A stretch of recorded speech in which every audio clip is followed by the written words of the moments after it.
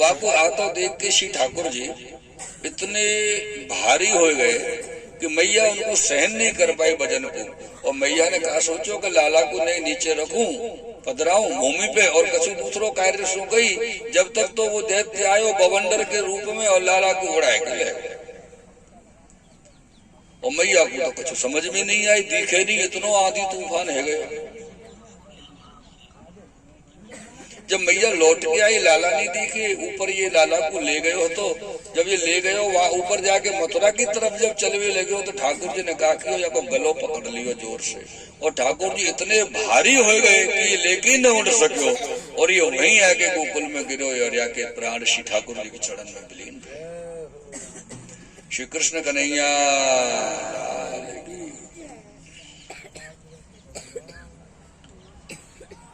एक दिन श्री नंदराय जी और श्री यशोदा जी अपने घर में बात कर रहे हैं कि बालक दोनों बड़े होते जा रहे हैं और दोनों बालकन को नामकरण तो अभी तक भयो ही नहीं है। तो यशोदा जी ने कही कि हमारे गुरुदेव हैं कुलगुरु, उनसे ही हम अपने बालकन को नामकरण कराएंगे।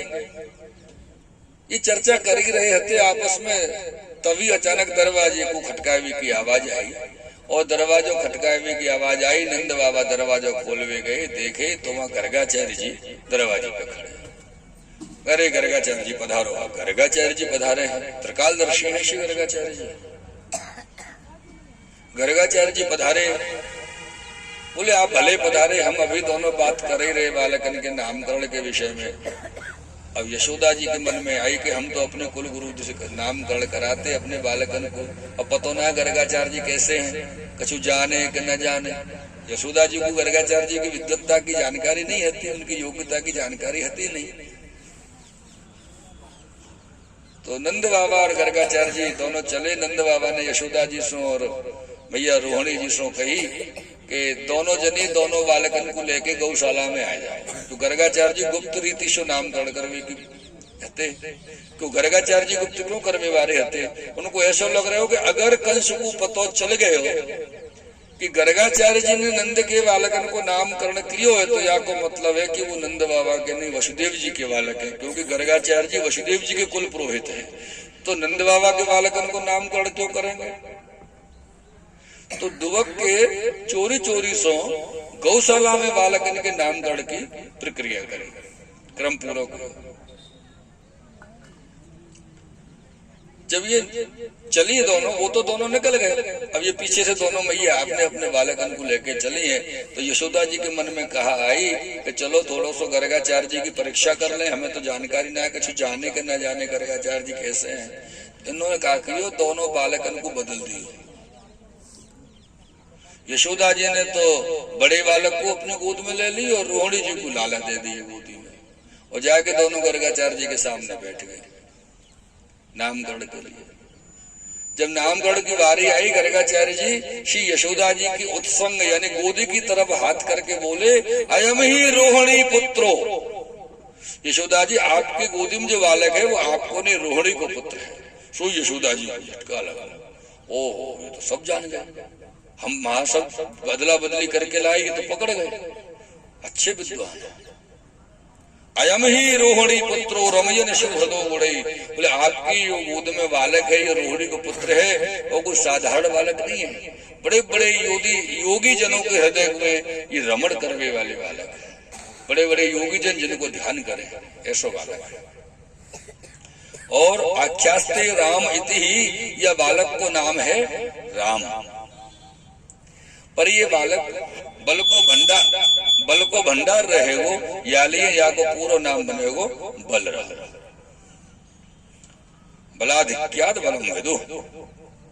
और दूसरो जो बालक है, आसन वर्णाश्रयो यश्यो गृहतो नो युगम तनु शुक्लो रक्तस्तथा पीतो इदानीम कृष्णताम गतो। आपको जो बालक है या बालक को नाम है जो शुक्ल वर्ण को बालक है, या बालक को नाम है कृष्ण। और यशोदा जी ये एक नाम हो तो मैं या बालक को आपको बताऊं कि एक नाम ये है, अनेक नाम है लेकिन एक नाम मैंने कृष्ण आपको बता दियो। बहुनी संति नामानि,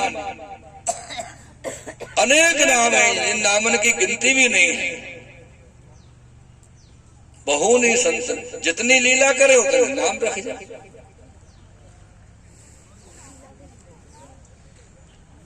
या प्रकार से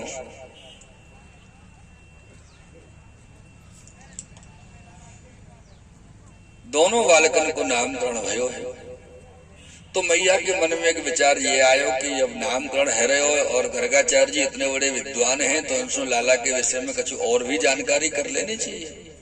बोले महाराज मेरो लाला कोई को भारी तो नहीं है। अरे पूछे ना काई के पाए भयो, कोई को माता पिता दादी दादा को भारी तो नहीं है बालक। पूछे ना अपन ज्योतिषाचार्य पंडित जी के पास जाके अपने बालक के लिए। तो गर्गाचार्य जी बोले यशोदा जी कोई को और को तो भारी नहीं है, पर ये अपने मामा को मारेगो, मामा को भारी है। तो यशोदा जी बोली मुंह को तो ऐसो लग रहे हो गर्गाचार्य जी भांग वांग लेके आए थे और उनको चढ़ गए। हाँ क्यों ऐसा सोचो पतो, यशोदा जी तो लाला को अपनो लाला मानती ना, उनको थोड़ी पता हो कि देवकी को लाला है। और यशोदा जी को जो तो मेरा तो कोई भाई है ही ना, तो मारे को कहां से, ये कहा बोल रहे हैं गर्गाचार्य जी। यशोदा जी कोई भाई नहीं है तो चलो कोई बात नहीं। अब ये बताओ मेरे लाला को दो विवाह योग तो नहीं, अर्थात मेरे लाला के दो ब्याह तो नहीं होंगे, क्योंकि जाके दो ब्याह है जाए, दो बहू हो, बेचारे बड़ो मुश्किल से आदमी जीवन जी पावे। दो पत्नी पे से एक पत्नी पे से जीनो मुश्किल है जा मेरा, ऐसो करो और वैसो करो, ये नहीं करो तो वो करो। मेरी नहीं सुनो तो फिर मैं काऊ की नहीं सुनो। और जाके दो पत्नी हो बाकी तो बात ही अलग है। तो मैया बोली मेरे लाला के दो विवाह योग तो ना है, एक ही विवाह होगा ना, एक बढ़िया से वो आ जाए। मैया कोई भी होए, वो बालक को जब जन्म होए कछु सोचे कि न सोचे, सब कछु पीछे सोचे, पर एक बात सोचे मेरे लाला भयो ऐसी प्यारी सी बहू लाऊंगी अपने लाला के लिए। बालक के विवाह की जरूर सोचे मैया।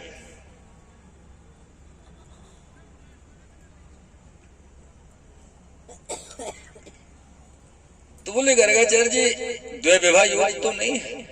तो गर्गाचार्य जी ने कही यशोदा जी द्वै विवाह योग तो नहीं है। तो यशोदा जी को अच्छा लगा, पर गर्गाचार्य जी आगे बोले द्वै विवाह योग तो नहीं है यशोदा जी, आपके लाला को 16,108 विवाह को योग है। यशोदा जी को पक्को विश्वास है कि बिल्कुल भांग लेके आज तो श्री गर्गाचार्य जी विराज 16,000 विवाह को कोई हिसाब है। 16,000 विवाह ऐसी है जाए कोई। और वो ब्रज में, अपने ब्रज में कहावत है जब कोई छोरी बार और छोरा देखे कोई के घर में आवे, बात करवे सगाई संबंध की बात करवे आवे, तो भैया बुराई करवे वारे दीवार के कान हो, दीवार भी सुन ले बुराई करवे को। बोले छोरा की मैया बड़ी खराब है, या घर में अपनी बेटी मत दीजो। एक ब्याह करना मुश्किल है जा, 16,000 ब्याह मेरे लाला के कैसे होंगे। तो गर्गाचार्य जी ने कही यशोदा जी आपको मेरी बात पर संदेह है रहे हो, कोई बात ना, लेकिन जब आपके लाला के विवाह है जाए ना, और जब बहू आपके पैर छूबे आवे तो मुंह को बुला लीजिए, मैं गिनती करा के जाऊंगा आपके लिए। 1 2 10 100 200 500 1000 10,000 15,000 16,108 पूरी गिनती करा दूंगा। नामकरण की लीला यहाँ श्री सुखदेव जी महाराज ने वर्णित करी। तदुपरांत में ठाकुर जी की अन्य बाल लीलन को वर्णन कियो। और जब ठाकुर जी खेल भी लगी अपने ग्वाल बाल सखा जन के संग में, थोड़े से बड़े है गए, तो मैया के यहाँ कहा तो कि जो 9 लाख गैया ही सबको माखन निकालो जातो दूध दही में सो, लेकिन लाला के लिए खास जो होती वो माखन ताजा ताजा निकालती। आज का भयो जो माखन निकालने वाली जो हती वो हती नहीं घर में। तो मैया बोली लाला को ताजा ताजा माखन आज मैं ही निकाल दूं अपने हाथ से। तो माखन निकालने के लिए मैया सुबह जल्दी 4 बजे उठ के और माखन दही को बिलोवे लगी।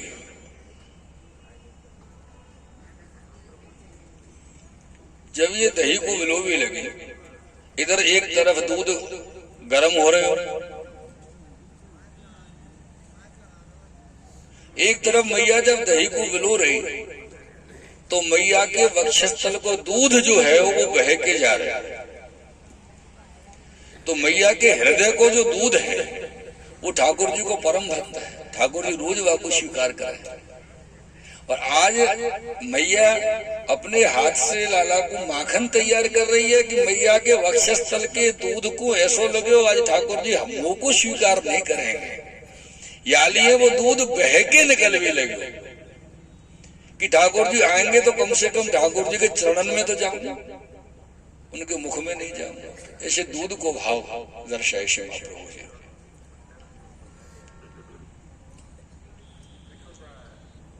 मेरे प्रियजनों, ये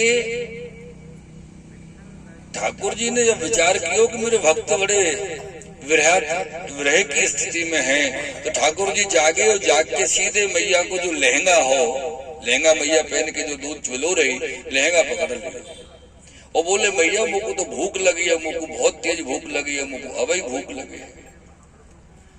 और बालक जब बहुत पीछे पड़ गया कि मुझको भूख लगी है, तो कोई मैया हो, कोई भी माँ हो, वाके पास सबसे ज्यादा उपाय जल्दी बालक को पेट भरवे को का हो, अपनो दूध पिला देना, या से ज्यादा जल्दी को उपाय तो कोई दूसरा हो नहीं। तो मैया ने कहा कि लाला को वो दही बलोना तो छोड़ दियो, लाला को अपने उत्संग में बिठाए के, अपनी गोदी में बिठाए के और अपना दूध पान कराए भी लगे।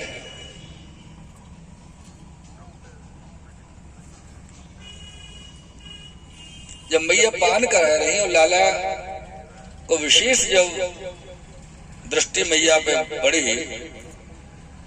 पतो का हो मेरे प्रियजनों,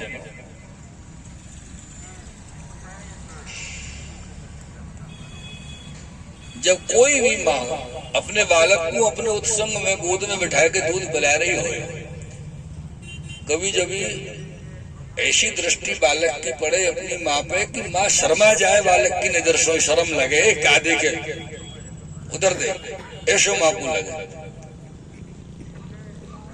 तो अचानक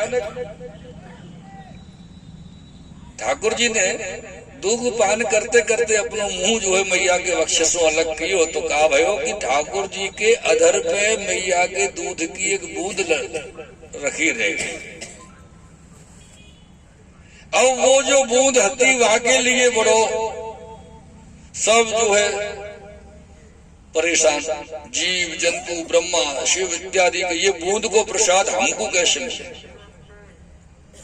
और मैया ने कहा कि अपने आंचल से वो लाला के जो होठ अधर पे बूंद रखी दूध की, वो पहुंच कर अपने आंचल से कर दे। अब आंचल की सुरक्षा में सब देव लगे कि आंचल कहाँ जाएगा, लाला की अधर की बूंद को।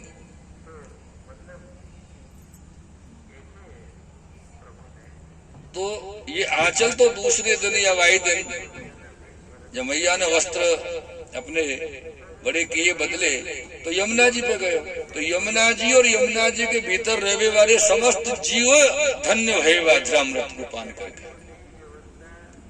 लेकिन अचानक जब वो लाला ने मैया की ओर देखो तो मैया बोली, क्यों लाला, कहा देखे बेटा, कन्हैया ऐसे कहा देख रहे हो प्रेम की नजरन से। ठाकुर जी बोले, मैया मुझको एक बात पूछने को मन हो रहे हो, आपको तो पूछो। बोले, हाँ लाला पूछ बेटा, ऐसी क्या बात है, जो चाहो सो पूछो। तो बोले, मैया मुझको एक बात ये बताओ कि आप सबसे ज्यादा प्रेम कौन सो करो। अब छोटो सो बालक अपने माँ से ये पूछे तो कौन से प्रेम ज्यादा करे, तो माँ को तो शर्म आवे ही आवे। तो कोई भी माँ यही कह देगी ना, बेटा तो सो ही ज्यादा प्रेम करूं मैं तो से ज्यादा प्रेम कोई सो नहीं करूं। तो मैया ने कही, बोले लाला तो से ज्यादा प्रेम कन्हैया कोई सो नहीं करूं। तो ठाकुर जी बोले, मैया झूठ मत बोल, मैं सब जानू, तू नंद बाबा से बहुत प्रेम करे। सो मैया शर्मा गई बेचारी। और छोटो बालक अपनी माँ से कहे कि तू मेरे पिता से प्रेम करे तो शर्म कोच तो हो वैसा। मैया संकोच में है। बोले नहीं लाला, मैं बाबा से उतना प्रेम नहीं करूं जितना प्रेम तोसो करूं कन्हैया। तो मैया मुझको एक बात बता, तो दूध सो तो गैया मैया ने को दूध बहुत प्रिय है, दूध सो बहुत प्रेम करे। बोले ना लाला, दूध सो काय को प्रेम करो। तो बोले ये जो मथनी है, तू जो मथ रही है, ये मथनी तो को बहुत प्रिय है ना। बोले प्रिय तो है लाला, पर तेरी बराबर प्रिय ना है मुझको, तू बहुत प्रिय कन्हैया, तो सो अधिक मुझको कोई प्रिय नहीं है मेरी श्याम। तो ठाकुर जी ने कहा कि यो मैया के प्रेम की परीक्षा करने के लिए ठाकुर जी कोई को छोड़े नहीं, मैया को नहीं छोड़ो तो अपन सोचे अपन को छोड़ देंगे, वो तो संभावना ही नहीं है, और सोचना भी नहीं कि ठाकुर जी अपन को छोड़ेंगे।